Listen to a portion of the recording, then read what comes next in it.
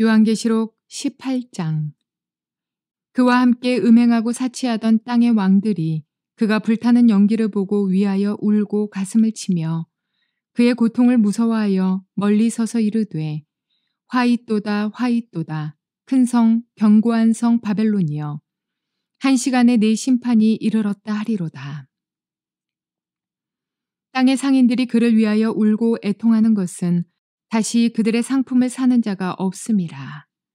그 상품은 금과 은과 보석과 진주와 세마포와 자주 옷감과 비단과 붉은 옷감이요 각종 향목과 각종 상아 그릇이요 값진 나무와 구리와 철과 대리석으로 만든 각종 그릇이요 계피와 향료와 향과 향유와 유황과 포도주와 감람류와 고운 밀가루와 밀이요 소와 양과 말과 수레와 종들과 사람의 영혼들이라. 바벨론아, 네 영혼이 탐하던 과일이 내게서 떠났으며 맛있는 것들과 빛난 것들이 다 없어졌으니 사람들이 결코 이것들을 다시 보지 못하리로다. 바벨론으로 말미암아 치부한 이 상품의 상인들이 그의 고통을 무서워하여 멀리 서서 울고 애통하여 이르되 화이또다 화이또다 큰 성이여 세마포 옷과 자주 옷과 붉은 옷을 입고 금과 보석과 진주로 꾸민 것인데 그러한 부가 한 시간에 망하였도다. 모든 선장과 각처를 다니는 선객들과 선원들과 바다에서 일하는 자들이 멀리 서서 그가 불타는 연기를 보고 외쳐 이르되 이 큰 성과 같은 성이 어디 있느냐 하며 티끌을 자기 머리에 뿌리고 울며 애통하여 외쳐 이르되 화이또다 화이또다 이 큰 성이여 바다에서 배 부리는 모든 자들이 너의 보배로운 상품으로 치부하였더니 한 시간에 망하였도다.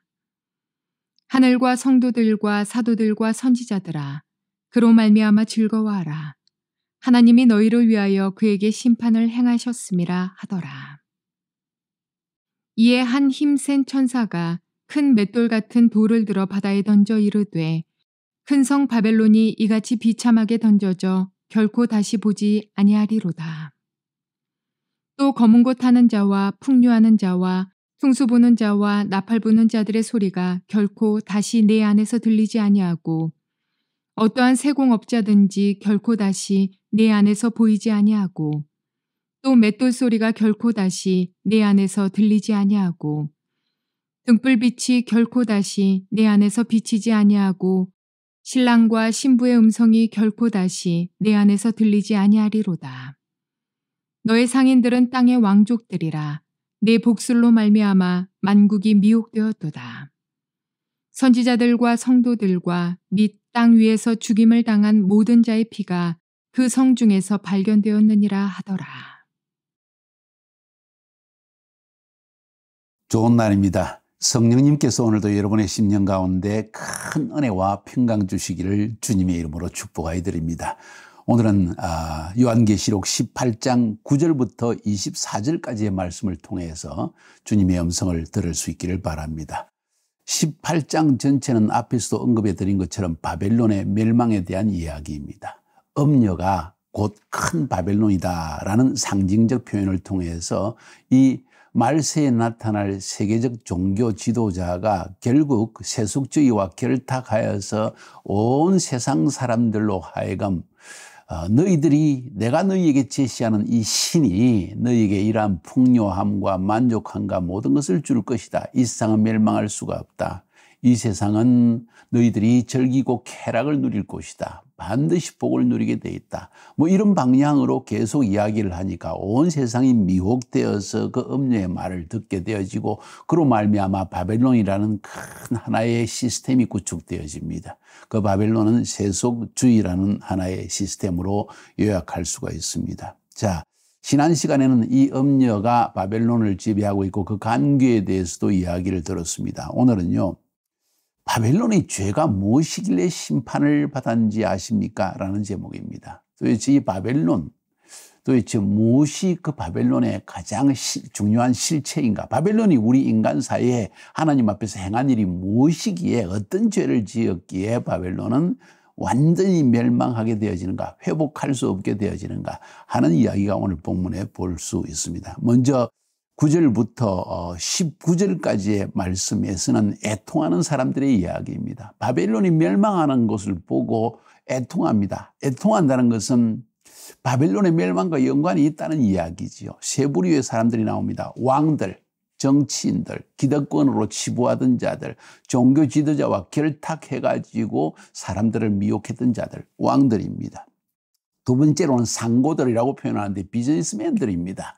돈을 벌고 돈을 축적하고 그것을 즐거움으로 삼던 사람들. 세 번째는 성박업자입니다. 그 당시 지중해 상권을 잡고 있던 사람들을 의미하는 것이겠죠. 오늘날로 말하자면 큰 기업을 행하는 사람들이라고 말할 수 있을 것입니다. 왜냐하면 사도 요한의 시대에만 해도 이 상권을 잡고 있는 사람들과 선장들이 결탁하고 온 세상의 상권을 완전히 뒤잡고 있었기 때문입니다. 이들의 특징은 무엇인가 하니 이로 말미암아 세상을 미혹하고 하나님 사람들의 몸과 영혼을 사고 팔던 사람이었다는 것이에요. 영혼이 하나님을 떠나서 결국 세상의 종이 되게 한 자들이라는 것입니다. 그들이 행한 일이 무엇입니까? 치부했습니다. 사치했습니다. 그것으로 사람들을 미혹했습니다. 부와 쾌락을 추구하고 사람들이 그것을 보장하면서 이 세계적인 종교지도자와 함께 이런 일을 조장한 자들입니다. 본문 그냥 읽기만 해도 이해가 됩니다. 왕들의 애통이 9절 10절에 나와 있습니다. 그와 함께 음행하고 사치하던 땅의 왕들이 그가 불타는 연기를 보고 위하여 울고 가슴을 치며 그의 고통을 무서워하여 멀리 서서 이르되 화이또다 화이또다 큰 성 견고한 성 바벨론이여 한 시간에 네 심판이 이르렀다 하리로다. 한순간에 상상할 수 없는 한순간에 하면서 왕들이 애통하는 모습입니다. 그 다음에는 상인들의 애통 11절부터 13절입니다. 땅의 상인들이 그를 위하여 울고 애통하는 것은 다시 그들의 상품을 사는 자가 없습니다. 어떤 시스템이 경제 시스템, 세속주의의 시스템이 무너지는데 이 상인들, 이 비즈니스맨들과 이 바벨론은 연관이 있었다는 것이죠. 음료와 연관이 있었는데 음료가 무너지니까 바벨론도 함께 무너져서 이제는 물건을 사고 팔 수 있는 기회가 완전히 끊어지는 심판이 하나로부터 임하는 것입니다. 어떻게 이 일이 일어날 것인가? 저도 궁금합니다. 그 상품은 금과 은과 보석과 진주와 세마포와 자주 옷감과 비단과 붉은 옷감이요 각종 향목과 각종 상아그릇이요 값진 나무와 구리와 철과 대리석으로 만든 각종 그릇이요 계피와 향료와 향과 향료와 유황과 포도주와 감람류와 고운 밀가루와 밀이요 소와 양과 말과 수레의 말들과 사람의 영혼들이라. 사람의 영혼을 그런 것들로 사로잡았는데 먹는 것, 입는 것, 그 집에서 가구들, 금, 은, 금사모아 소용없다는 거죠. 모든 사회 영역에, 모든 경제 영역에 이런 재앙이 임하게 되는데 결국 그 재앙을 오늘 언급한 이 모든 물질들은 사람들의 마음을 미혹했던 것이라는 거예요. 사람의 영혼을 미혹했던 것이라. 그것으로 말미암아 하나님을 떠나게 했던 것이라는 거예요. 여러분 정신 차리며 들어야 합니다. 맛있는 것 먹어야 되겠죠. 먼저 그의 나라와 그의 의를 구하면 하나님이 그냥 주실 것입니다. 그걸 찾아다니고 그걸 위해 살고 좋은 옷을 입고 좋은 가구를 사고 좋은 집을 사고 짓고 그리고 금을 쌓아두고 온갖 가지 행하는 모든 일들이 결국은 우리로 하여금 하나님을 떠나게 하는 것이다 하는 사실을 인식하나요? 우리의 마음이 하나님 이외의 다른 것으로 향하도록 세속주의가 이끌었다는 그런 이야기입니다.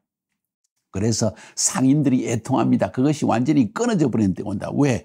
그걸 통해서 사람의 영혼을 지금 사고 팔았기 때문입니다. 그러면서 이제 끝났구나 하고 외칩니다. 14절에 보니까 바벨론아 네 영혼이 탐하던 과일이 내게서 떠났으며 맛있는 것들과 빛난 것들이 다 없어졌으니 사람들이 결코 이것들을 다시 못하리라. 이제 끝났다는 겁니다. 사람들이 다 깨달았습니다. 무너졌구나. 어쩌면 자본주의의 멸망 이렇게 표현할 수도 있겠죠. 세속주의의 종말 이렇게 말할 수도 있겠죠.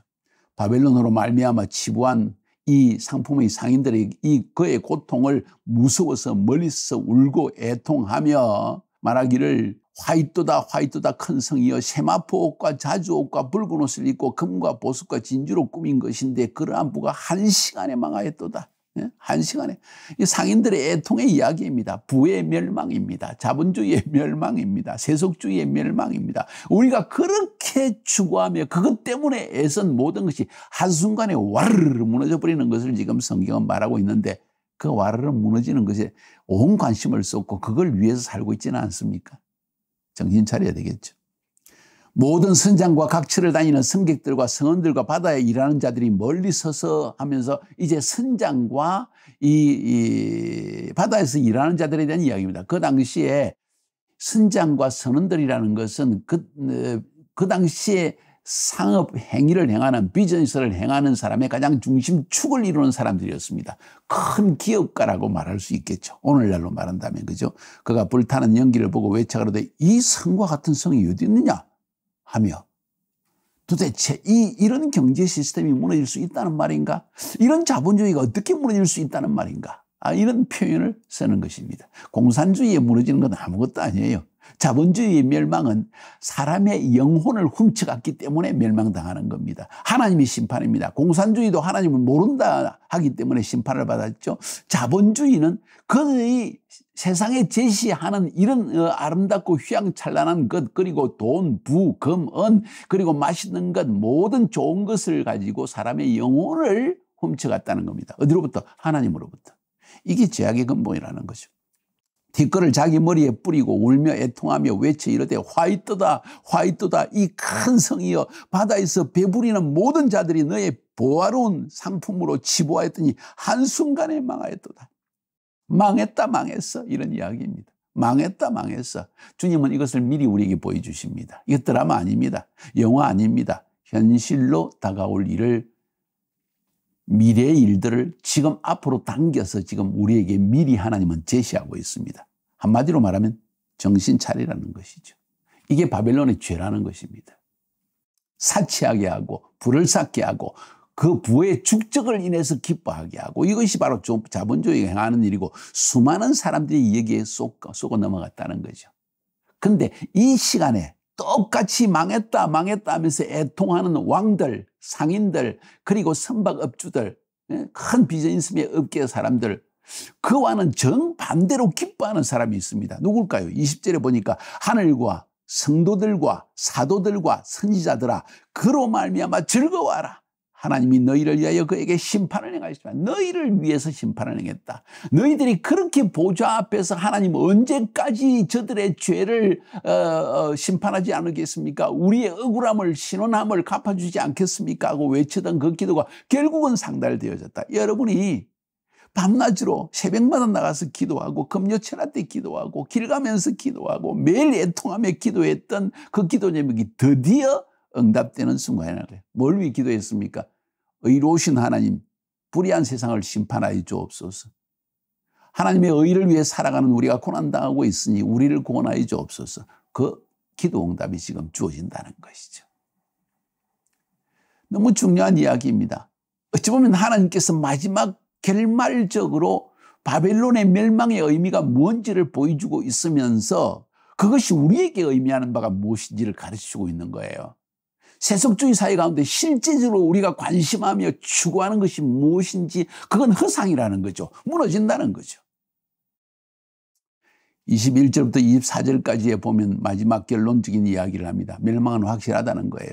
21절에 이에 한 힘센 천사가 큰 맷돌 같은 돌을 들어 바다에 던져 이르되 큰 성 바빌론이 이같이 비참하게 던져 결코 다시 보이지 아니하리로다. 다시 회복 못 된다는 거예요. 에이, 뭐 세상 지나가면 다시 또 디프레이션이다, 인플레이션이다 뭐 하다가 결국은 다시 회복되지 않습니까? 에이, 언제 자본주의가 어떻게 멸망할 수 있습니까? 아니요. 회복되지 못한다는 겁니다. 마지막 종말이라는 거예요. 자본주의에 혹은 이 바벨론의 경제 시스템의 가장 핵심적인 죄악이 무엇이냐? 사람의 영혼을 훔쳐갔다. 하나님으로부터 마음이 떠나게 만들었다. 그러므로 하나님의 심판이 임하면 회복될 수 없다. 그러면서 이 바벨론의 멸망의 결과로서 어떤 결론이 주어지느냐? 쾌락도 없고 이제는 비즈니스도 없고 만족도 없고 부부간의 즐거움도 없어진다는 겁니다. 보세요. 또 검은고 타는 자와 풍류하는 자들과 퉁소 부는 자와 나팔 부는 자들의 소리가 결코 다시 내 안에서 들리지 아니하고 어떠한 세공업자든지 결코 다시 내 안에 보이지 아니하고 또 맷돌 소리가 다시 결코 내 안에서 들리지 아니하고 쾌락도 없고 즐거움도 없고 이제 부부 사이에 기본적인 만족함도 다 사라져버리고 그리고 비즈니스도 더 이상 없다는 거죠. 맷돌 간다는 것은 비즈니스를 한다는 것이지요. 세공업자 비즈니스의 모습을 보여줍니다. 그 당시에 대부분의 그 상업이 세공업자였습니다. 무너진다는 거죠. 결과로서 쾌락도 없고 즐거움도 사라지고 이제는 비즈니스는 더 이상 없다는 겁니다. 그런데도 거기에 온 정신을 팔겠습니까? 등불빛이 결코 다시 내 안에 비치지 아니하고 신랑과 신부의 음성이 결코 다시 내 안에 들리지 아니하리로다. 부부의 즐거움 없다는 것이죠. 너의 상인들은 땅의 왕족들이라. 실제로 정치하는 자들이 지금 비즈니스와 연관되어서 착취했다는 것이죠. 네 복수로 말미암아 만국이 미혹되도다. 가장 큰 그들의 죄악이 무엇이냐? 미혹했다는 것입니다. 세상을 미혹시켰다는 거예요. 눈을 어리어리하게 만들어가지고 거기에 빠져들게 만들었다는 것입니다. 실제로 보면 부익부 빈익빈이 되어졌죠. 부유한 사람은 점점 부유해지고 전 세계에 어찌 보면 3%의 사람이 전 세계의 부의 70%를 쥐고 있고 나머지 사람은 그거 가지고 막 박터지게 싸우고 있다는 거예요. 그러면서 나는 부자 될 수 있다고 착각을 하는 것이죠.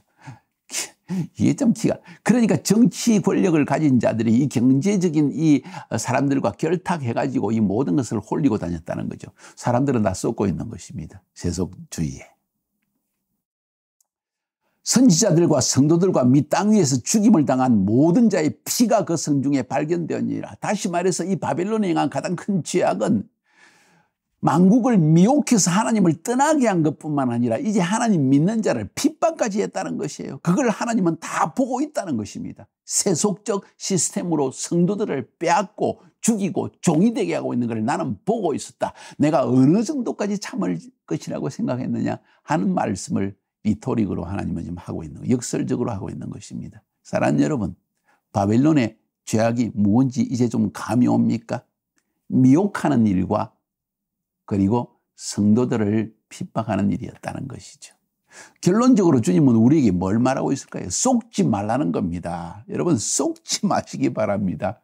지금 여러분이 먼저 그의 나라와 그의 의를 구해야 되는데 먼저 이 모든 것을 구하고 있다는 착각에서 벗어나야 되는데 속지 말라는 거예요. 미혹당하지 말라는 거예요. 지금 어떤 영적인 무당이 와서 여러분을 미혹하는 것보다 더 강한 미혹이 세속주의라는 거예요. 복음이 가장 전파하기 어려운 것은 종교적으로 기독교를 대적하는 곳도 있지만 그것보다 더 눈에 보이지 않게 소리를 내지 않으면서 우리를 미혹하는 것은 세속주의라는 거예요. 터키에 왜 복음이 잘 전거되지 않는 줄 아십니까? 물론 이슬람의 강함 때문도 있죠. 이슬람적 교육 때문에 그런 것도 있죠. 근데 세속주의가 더 강합니다, 여러분.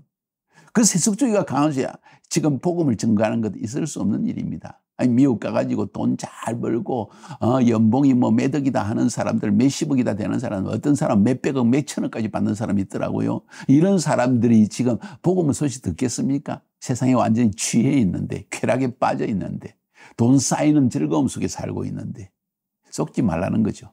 미혹되지 말고, 그걸 나도 한번 해보겠다고 달라드는 거 어리석은 짓이라는 거예요.